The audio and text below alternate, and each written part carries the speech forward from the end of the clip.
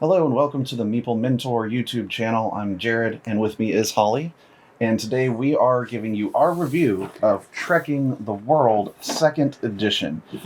Bright, colorful game, really cool looking board. The map, is basically the whole world, all the continents there except for Antarctica. You can't really go there. But you are checking out various... It's down there. Well, you can't go there. You're checking out like famous tourist spots around the world. So all the wonders of the world and other popular hot spots, and every continent has 5 to 10 locations, something like that. And it's trekking, so it's just like if you saw our review of Trekking the National Parks, same kind of game, but this is Trekking the World with a lot of differences. And check out our review of that one if you want to see more about national parks. But with Trekking the World 2nd Edition, you don't have to populate the board initially with any tokens like you do in national parks. And this one, you shuffle itinerary cards, and then you have a display of 4, and those cards are going to dictate movement, money you collect, and cubes that you collect. And then the cubes in this one, or the tokens, are going to be used a little differently than they were in national parks. So with this game, there are airports. There are airport tokens, and you do get to start with one to be able to travel around, depending on the the flop of cards that come out, because there's going to be 2 stacks of cards for the different locations. And on one side of the card, it is like getting a tour, and you're paying for that tour, and then that's where a lot of your points come from. And then on the other side is the available encounters that you can have at those locations, and you can just take an encounter if you're there at the end of your movement. Now, in this one, so you don't have to pay for those encounters, and they can give you points, and they can give you additional ways to score or ongoing type abilities, which is a really cool addition. But essentially, in this game, you're just choosing one of the available, 4 or 5 itinerary cards, and you follow it from top to bottom. It's 5. 5, yeah. So so you might move 1 to like 4 or so movements. And then you collect money, which is tracked on a dial, like on a wheel. So there's no tokens for the money. You're just trying to track that there. And then if you land in that continent that is shown on the bottom, you can collect the color cubes that are shown on the card. There are 4 different color cubes, and you have a briefcase board, like a double layered board that you can put the cubes in those different slots, and they fill up on their row from left to right. If you put a cube on a icon shown on that board, you get to collect the appropriate token. So the red one that you get from the red cubes is the extra move, and those move tokens you can spend during your movement to go a little bit further. So you spend one, you move further. There's the yellow tokens you can collect, which gives you basically double the money on any itinerary card when it's your turn to collect. And instead of just collecting, like, let's say $2 or $3, you can spend that token and get it again, which is very useful. Especially if you want to take tours. Yep.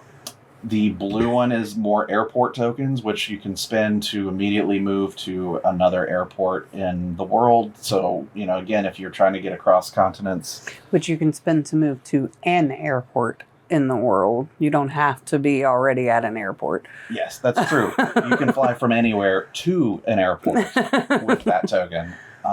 So there's an airport. I think there's one airport on every continent. Yeah, I think so. So...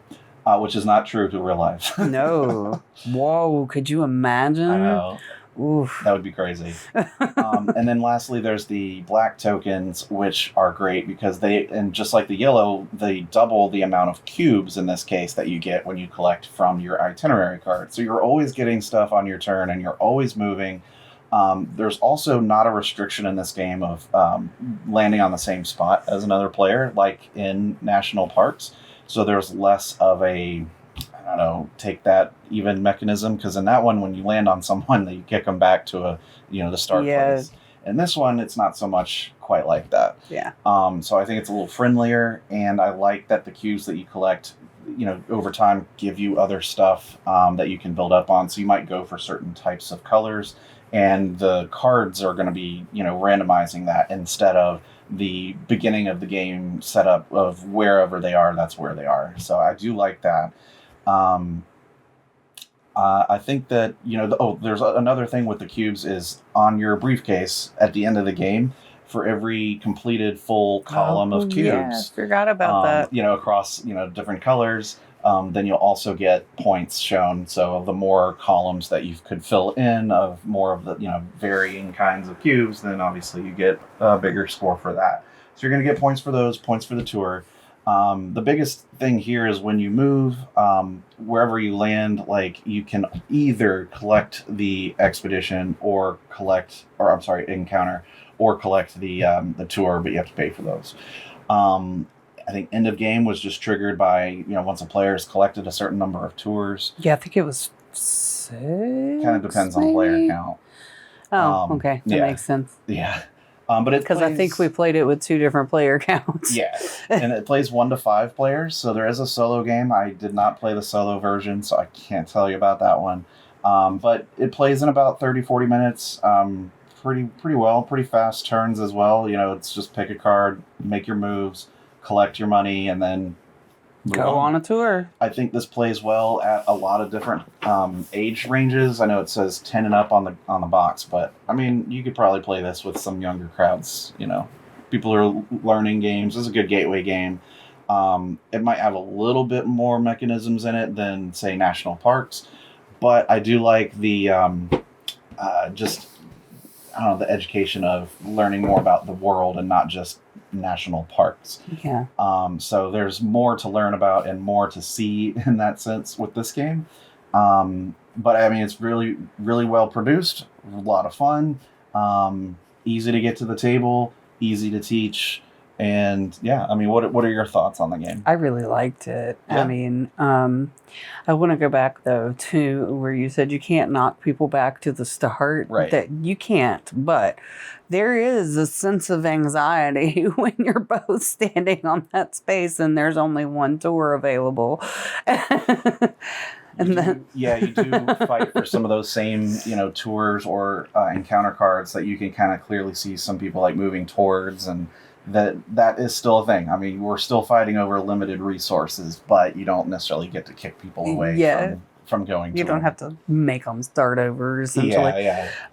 But yeah, I really like it. I do like the idea of the airports, that you can just arrive at an airport and keep moving, go from there, because that makes getting across the board a lot easier. Sure. I think it flows well, and the art is really good. Mm-hmm. And I like educational games. I think it's fun when they teach you things, personally. And because any downtime in this, you can just read more about the tour cards that you've collected and learn something about the locations in the world that, your character visited. And, maybe one day you'll get to visit. I don't know. That's my need to always be stimulated, is teach me something while I'm waiting. There's stuff to learn, stuff to read. And, so with as little downtime as you have, you can read through that and learn some stuff. Yeah. But, I mean, you don't have to if you're against educational games. But it's a lot of fun. I really like it. I think if I were to pick this or National Parks, I'd probably go with this one. I would too. I don't know, I kind of like it a little better, and it plays a little faster in a sense, and the setup is a little easier, which is helpful. But I like the world theme more than just National Parks. To me, it's not as rudimentary. Mm-hmm. There's more going on. Yeah, because you're taking tours and you're having encounters, so to speak, and those things let you, like, you can get cards in front of you that allow you to have special abilities, so to speak. And the other one, you can do that, but they're not in front of you. You can only pick, you can only put your tent on one, at a time. And you can only do it if you're there, which you can only do this if you're there, but I don't know. It flows better to me. Sure. And it does take out some of the random of, having to get your resources, because you have to pick from those cards, and sometimes they're all blue, and you need brown. You know? It's true. It's true. So I don't know. It flows a little better to me. I like it. Yeah. So that's our thoughts on Trekking the World 2nd edition. Thank you so much for tuning in and watching. Make sure to check out some of our other videos and content. Links in the description to a book that I wrote if you want to learn about board game terminology, about the dictionary, Push Your Luck, the board game dictionary. There you go. But yeah, until the next video, I've been Jared. I'm Holly. Bye-bye.